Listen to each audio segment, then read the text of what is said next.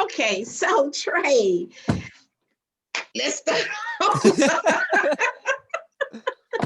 So I met Trey at Main Street Academy when he came in to do his internship for justice studies.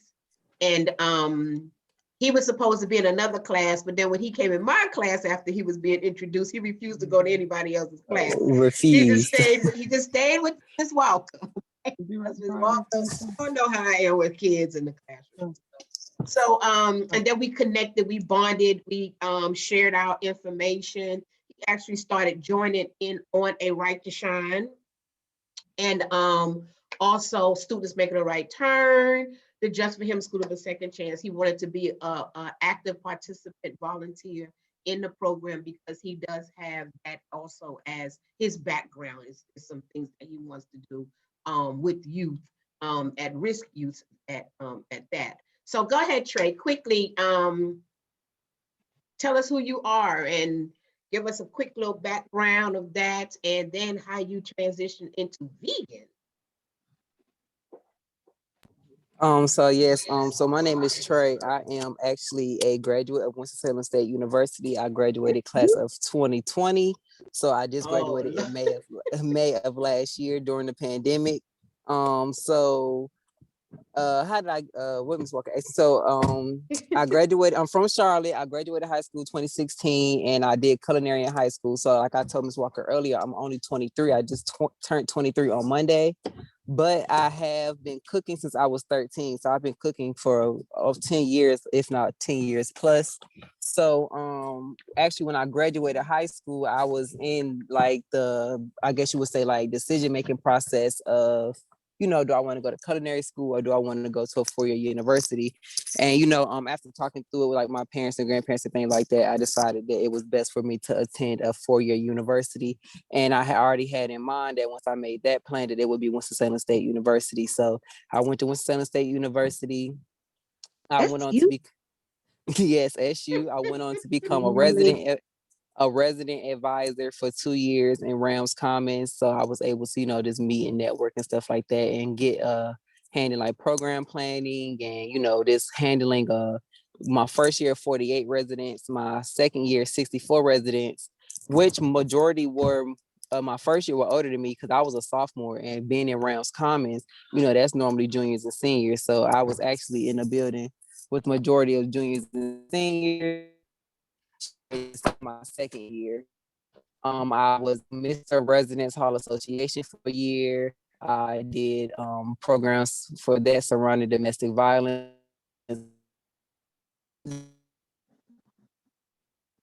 You're frozen again. You're frozen again. Am I back? Yes.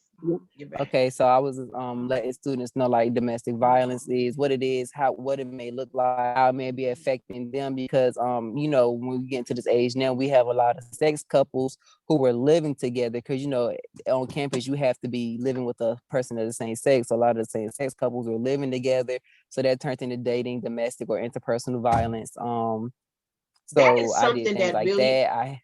Let me just stop you a few seconds. That is something that really does need to be addressed, domestic violence with youth, because a lot of our youth, I don't know why they feel that they need to be touching somebody, in a sort of kind of way to show that they are in love with them. No, that's not love. When somebody starts slapping and beating on you, that's not no love. And I think that's something that we need to bring to this platform as well, moving forward, different other topics. Of course, yes, the calendar is booked all the way until October. Actually, it's moving into November, but it may be something that we can do for next year. Start bringing a lot of those different topics to the platform. I'm sorry. Right. Don't forget about verbal harassment. And verbal harassment. So we talked about all of that. So I was getting ready to say too. So I moved into my senior year. So January 2020, I did a program called Know Your Rights. So it was basically this for students to come in and learn about their rights as students on campus and as citizens as out in the world, because some of the rights you have on campus as a student, you may not have, world, and it's vice versa, for being on campus. So like being on campus, you don't have the Fourth Amendment right to illegal search and seizure. If at any point the university decides your room needs to be searched, whether it be for weaponry, drugs, alcohol, whatever, they have the right to do so. So that is, but however, if you're in your own apartment or something like that off campus, you do have the right to avoid illegal search and seizure. They do have to have a warrant in order to enter your premises. So that was the things we talked about. Like I said, I had Aisha Cassius, that's her last name.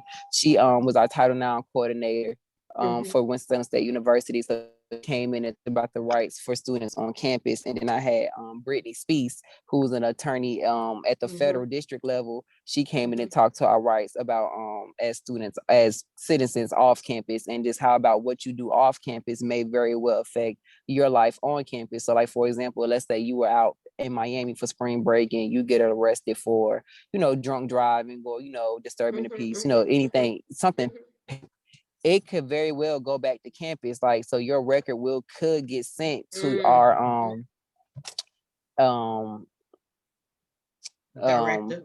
director of student conduct, who will then, you will not only have a case off campus, you will not have a student conduct case on campus, because everybody know Miss Curriton, she don't play that. Like when it comes to behavior and how students are supposed to act, she is very strict majority of the time when it comes to student behavioral misconduct cases and stuff like that. So I did that, and then like I was doing my internship at Main Street Academy where I met Miss Walker. Miss Walker, I loved being in there, just talking to the kids. So I was always in their face like, why you not doing your work? Why I've talked to kids, just asking them why they was there and stuff like that. I had a couple who were less receptive than others, but for the most part, I feel like a lot of the kids, I think it was just more so the fact that they was enthralled that it was somebody older in there. You know what I mean? Somebody they didn't recognize in there, because from what I learned, there's a lot of them that's not their first time in there. So they used to seeing the same people every day. But it was a couple that didn't mind talking to me and, like really getting their stories and stuff like that. I would ask them like what they wanted to do with life. Because some of it was a couple of them that didn't, really have no real answer. But then it was some of them who really did have real answers, and they just kind of got caught up in some mess. So you might want to I enjoyed.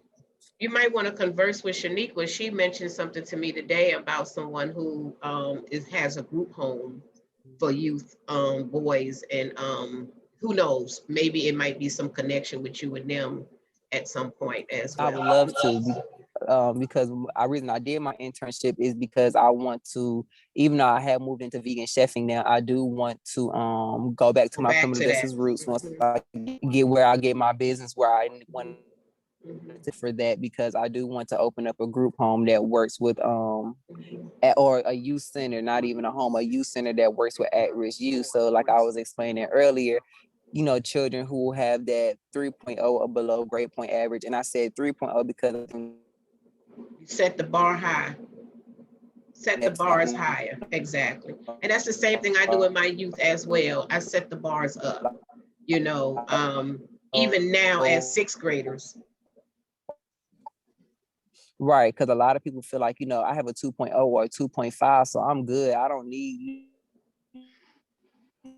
with a 2.0. And I'm like, well, why would you want to be at that level where you're, basically competing with other, with other average kids? Like, not to say that, students who have a 2.0 or 2.5 don't deserve to, be in school and things like that, because I definitely do think they do. But it's, why not be at a competitive level, at a high standard level for yourself? So and it's not just going to be about education. Like, I'm into cooking, so I would love to do cooking classes, art classes, like I was music, even if, they want to rap or sing, songwriting classes, providing studio time for them, and then having like social workers and mental health advocates also that will come in on a rotating schedule, like, or as needed, just for students to have their mental health check-in. Because like I was explaining earlier, as teenagers, especially once you get into that 12 to about 18 plus range, it's a lot of things that kids go through that they really don't have the opportunity to speak on. So whether it be bullying, sexual harassment, or violence, dating violence, abuse from parents, anything. Like I said, some, especially with young girls, they'll be 16, 17, raising themselves and their younger siblings because mom and dad got to work or something like that. And so I must say, even for us running our nonprofit organization, Just for Him School of a Second Chance, we just we still ran into those same kids. And I must say that all of our kids turned out very, very well. I just was not able to take it to the next level. I don't know if that is something that's in the works for me in the very near future. But I know that that was one of the reasons why you and I connected, because I still feel that in my spirit. However, I am moved towards something a little bit differently now. And I think it's more of support. And we talked about that, having the community support to back you up for the things that you want to do. Someone told me Winston-Salem was just too small for me, and as I move on, I kind of believe that to a certain extent. But that's another conversation at another time. So let's go into now vegan. Let's talk about that. Adam, look at the smile on your face. As soon as I mentioned that, your face just lit up. Because I love talking about it. So I would say, just to start out how I became vegan. So I would say like September 20 had to be 18, and a lady came across my screen, and she just had like a really like nice personality, nice video. She was just sitting in her backyard making like Mexican street corn, but she was making a vegan version of it because the real version uses mayo, so she was using the vegan mayo, stuff like that. And just sitting down talking, like felt like she was kind of like this. It felt like a Zoom call almost, like you felt like you was talking to her. So I made the mistake of not following her. About a year later, another lady popped up on my TL. She was doing like vegan and stuff like that. And I said, this is the same lady from last year. So I went through her page, was watching her videos, wound up following, ended up being Tabitha Brown. And everybody knows Tabitha Brown is like, now like the vegan fairy godmother at this point. So I really liked her videos. She's making like easy plant-based meals and things like that. Like she made vegan look fun. She made it look good. She had a nice personality and things like that. So that was like September, October 2019. January 2019, my friend was sitting at my table eating a seafood boil. And I said, you know what, friend, I think I'm gonna go vegan. And she was like, when you gonna start? I said, Monday. She was like, why would you do that? Why wait? She said, go ahead and do it now. So that's exactly what I did. So I went ahead and threw everything out in my house that was not vegan. So I had like ramen noodles. I had chicken in the refrigerator, chicken in the freezer. I had cheese. You know what I mean? I had already transitioned from dairy milk to almond milk years prior. So, and I had already at this point stopped eating beef and pork for 3 years. So I had not consumed the beef or pork since March of 2017. Gotcha. So that was also another reason why I was kind of easy to transition to veganism for me, because I had already gave up 2 of the main meats. And for me, it was more so pork that I liked versus beef. So I like that, and I love more so my vice was the pork. I know a lot of people say they like steak because they like, steak, beef because they like steak, they like burgers and things like that. But I like pork chops and bacon. I ended up giving that up. I'm sorry. Giving that up. Yeah, I love me some doggone what? Pork chops? What? Honey. Pork chops good. Okay, I get it. Trust me. I was back to it, man, and no swine, but I love me. Even then, I fried me some bacon. Yeah. So I gave that up. 2017. Then, like I said, January 2020, I went vegan completely. So the 25th of this month, I actually make 13 months for me vegan. So I would say the vegan chefing started for me would be September of 2020. I was like, we are at this point in the height of the pandemic. People are not working, things like that. So I kept seeing people posting like they're selling food. So I was seeing like, I'm doing wings, I'm doing Alfredo, I'm doing salmon, I'm doing this, I'm doing that. Nobody was selling vegan food, and there are not a lot of places in Winston that have vegan options. Those that do have the vegan options, I'm gonna be honest, they're not that great. They're decent, but they're not that great. Like I do like the Mike's Vegan Cookout that I tried. I've had a couple little places that, I had some decent food. But at this point, I have been cooking for myself for so long, it was nothing that was wowing me. You know what I mean? So I was like, you know what? I'm gonna look out for the vegan. So about, I would say probably a day or two later, if that, since I made that decision, I had posted my menu. So I was doing my vegan ribs, macaroni and cheese, baked beans, vegan pulled pork sandwiches, collard greens, candy yams, and my rib plates came with cornbread. So I had a whole spread, and I want to say probably like 16 or 17 orders my first time around.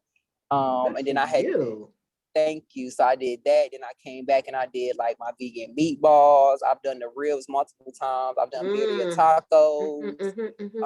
And then people also love my vegan desserts, like my strawberry peach cobbler. People rave about that every time. My cinnamon rolls, my red velvet cake.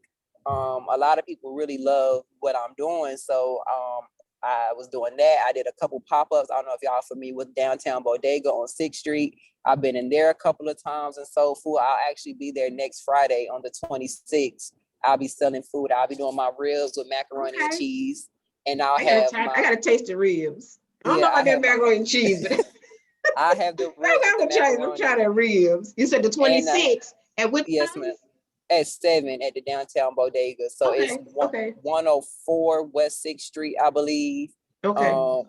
And I'll have the strawberry peach cobbler there as well. So everybody love. I'm allergic to strawberries. Oh man, people love that cobbler. Strawberries. But yeah, so but I do a regular peach cobbler too. So I've been doing that. I also create content. So if you on my Instagram page at Flavor Hut Foods, I have a host of videos, reels, pictures, recipes. I've done like grocery lists for people transitioning into veganism. I have a cooking segment every week called Rhythm and Food, where I pick an R&B album to cook to. Yeah, and I saw that. I like that. Thank you. So everybody knows I love music. So since I've been a child, with anything music wise, I've always been involved in. I'm not musically inclined per se, but like when it comes to music and the music industry, especially old music, like that's always been me. So and every time even when I did culinary in high school, I used to just go in there, cut my teacher used to let me plug up my phone to the stereo, and I had my whole class rocking out the R&B music while we in there preparing what we preparing when I'm at home. When I'm at home cooking, I put my music on. So I basically just took my aesthetic at home and put it on Instagram for my lives. Even my cooking videos that aren't live, they always have an R&B song going on. So the ones I post on Facebook and Instagram, they always have R&B music on them. And I believe that I know we have the culinary program over there at Kennedy. I know that they have that going on over there, but I think it needs to be offered in more schools who have the kitchen capacities.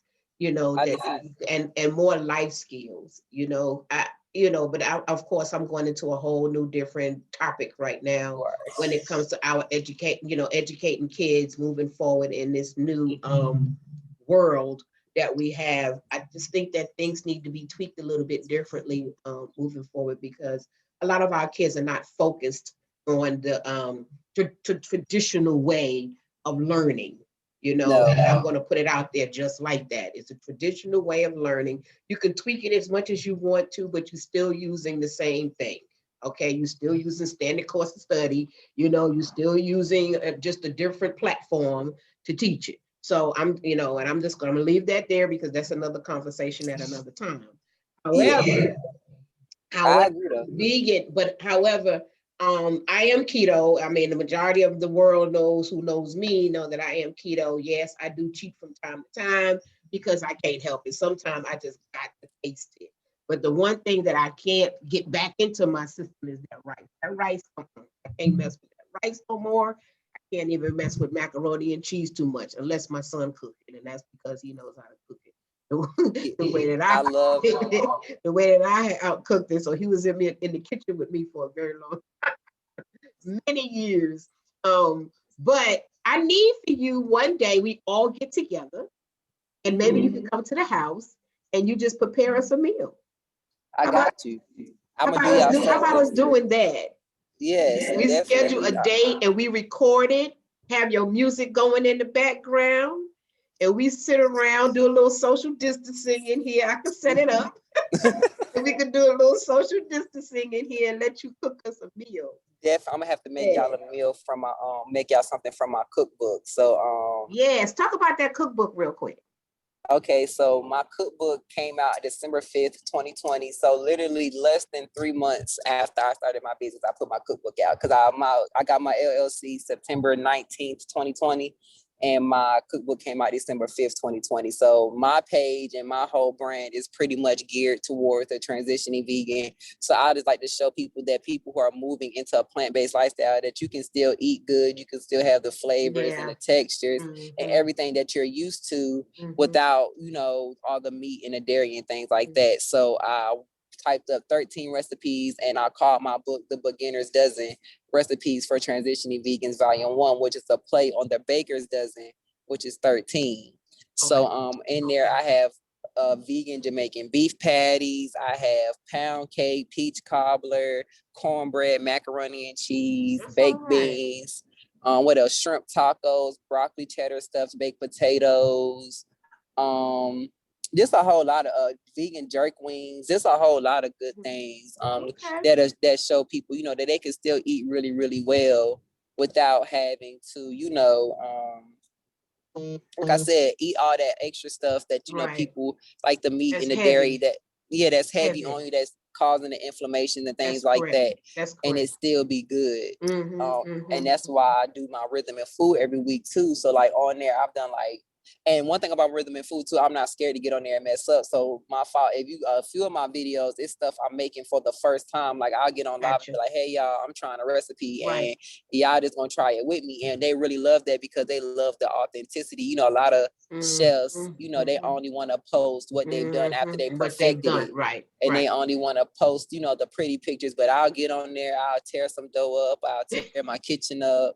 You know what I mean? I burn myself. I ain't never burn no food, but I'll burn myself or, you know, anything like that. You know, this keep it real because it's real. This real authentic cooking. It's real. You know, we get up there and crack all types of jokes. Like I have followers, like they literally, anytime I go live, I can name about 3 or 4 followers who are there every time. And then I have, you know, that's all right, a few other ones who straggle in and out. But I have like right now, I have like 3 or 4 followers off the top of my head who I can import in every single live that I do. That's good. So just tell us quickly how everybody can get in contact with you, your videos. I know you're on Instagram, Twitter, and Facebook. Just go ahead and share that with us. Okay, so I'm on Instagram and Facebook at Flavor Hut Food. So that's FLAVAHUTFOODS.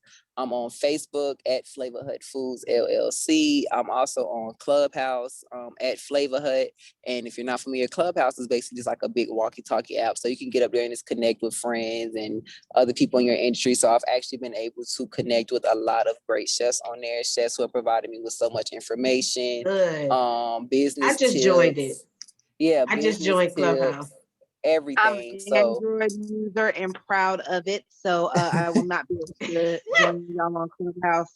It's coming to y'all soon, but yes, I've it's actually 8 other chefs in there who we've moved beyond Clubhouse. So we're in a group chat together. We're planning projects together. We're sharing each other's content. And then like for me, I'm the youngest one in the room. So like I'm in rooms with chefs who have 10, 15, 20 years of experience.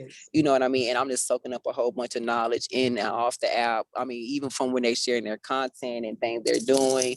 And you know, like we're asking each other business questions. Like I've really been able to learn a lot from them. So I really do love what Clubhouse has brought. So you can follow me on there at Flavor Hut. I actually moderate a room on there Monday through Friday called I Ain't Even Chefing Like That. And it's a room full of chefs who actually are chefing like that. Yeah, it's a room full of chefs who are actually chefing like that. You know, because it's like a play on words. You know, when people are like, what's up, big money, man? I ain't even got it like that. That's all you. So that's just kind of, that's what it is. But it's a room full of talented chefs. Who really are actually chefing like that. Really, I would say, you know, I ain't gonna tell them this because, you know, I don't want to boost their head too much. But no, honestly, I tell them all the time, like, I don't want no smoke with none of them. Like, they are some chefs who really know what they're doing. It really blesses me though, because I have, you know, other chefs coming in asking me questions about what I do as far as my vegan and how to do this and how to do that and where am I shopping. And, you know, for a long time when I first started cooking, I would be like, I ain't no chef, you know, like stuff like that. But people really do acknowledge my craft as what it is and that I'm a chef, and I really do, you know, they're calling me like. I think you are. I mean, I watched you, and I have watched you so much now that I was in here one day saying, do I have that in the refrigerator? I want to fix that real quick. quick. I know I took some shrimps out one night. I said, you know what? I might go ahead and make this shrimp taco thing because I can make my own keto bread. But you had some of the ingredients in there. I was like, I got that. Yeah, so I mean, That's all right. They really do love my content and they love what I do. And I mean, just watching other chefs like you are so original. I really do. I really enjoy watching all of your videos. They have really just been just so natural. You don't come off as fake and phony and trying to be something that you're not. You just bring it out there as is. You show it. You have, your little TikTok going on. It's cute. It's really, really, really, really cute. I just want to thank you so much for coming on A Right to Shine and let you know that, yes, you do have a right to shine because you are doing some wonderful and great things. And that's what Right to Shine is all about. It's building that platform that a lot of people may know and may not know of how great certain people are, how great people are doing some wonderful and marvelous things in their gifts and talent. So you are on the Facebook, on Facebook, you on Twitter, you on Instagram, you on our website. So if anybody want to get in contact with you, the information is out there. It's right there. Yeah, and that's Yes, and also if you do want to order my cookbook, the link is in all my social media bios. And if you use the code BD23, so that's the number 2 and the number 3, you'll get 25% off your cookbook for the rest of the month. So the book is currently $18, so you're going to get a couple dollars off that. If you use the code BD23, which I did, for my birthday, even though I'm only turning 23, I felt like 23% was a weird amount to give off. So I did 25% for my birthday. Good for you. Okay. Thank you so much. Janika, you have a question? Actually, what I was doing is I wound up just recently following you on Instagram. And my friends, one of my sorority sisters out of Chicago, she's transitioning into veganism. So I just went on ahead. It's like, okay, he mentioned Jamaican. Okay, she's Jamaican. Let me go ahead and send her a couple of things. So she's hopefully will start following you soon and everything because she's transitioning. And that's the platform that we're trying to set. We put it out there so that entrepreneurs can get more recognition in their fields, and that's what I wanted to do. Set that platform. I just actually hit 1,200 followers today. So yeah, I've only been doing this Instagram thing since October. So the 19th, actually, so a couple days ago, just made 4 months. So I've been doing good. 1,200 followers and now. And a lot of and I'm actually marketing all that out there, so that you all can get more recognition as well. Because even though you might have a group that follows you, when somebody else is following you and putting your information out there, that's a whole nother group of people who you will be coming in contact with. And that's what we wanted to do. You will receive a gift from us, A Right to Shine. So Marcia, who had to leave us, she will get your address because it will come to you in the mail. Thank you. Tracy, who was zoomed in with us for a few minutes, she is my my t-shirt woman. Any and everything that comes to my mind that I want done, she is always there as the business part of the organization. So well, I'm gonna have to talk to her because I need to do some t-shirts and things like that. And that's what we're doing. We're networking. That's exactly what we're doing. So yes, she is the person that you would need to get in contact with. And that's a wonderful thing. I love what I'm doing. And I feel that it's going to be moving into a much, much, much higher level moving forward. Like I said, we're booked all the way to November. Okay. And that's awesome. That's an awesome thing. The only time we're going to be off is this Sunday, Easter, and Mother's Day. And Mother's Day, I'm trying to plan a little Mother's Day event. But that's it. The calendar is booked and I love it. I love it. So thank you again, Tre'Shawn, for coming on A Right to Shine. And remember, Happy New Year. You make this the best year ever. Okay? Thank you so much. I wish y'all the same. A happy and safe New Year and a successful New Year. And I look forward to still working with you again in the future, Miss Walker, once everything clear up. Definitely. And I'm looking forward to coming and cooking for y'all. And, yes, we're going to set, that's going to be set up very soon. Because I like to eat. and I like to feed people. So just you let will me know. you will definitely hear back from Marcia on setting that date for all of us to get together in here and plan something nice. Okay. Sounds good. Thank you. Thank you.